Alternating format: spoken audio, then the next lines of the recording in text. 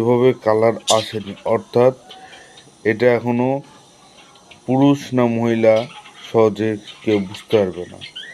এটাকে বুঝতে হলে একটু ভালো পর্যবেক্ষণ করতে হবে।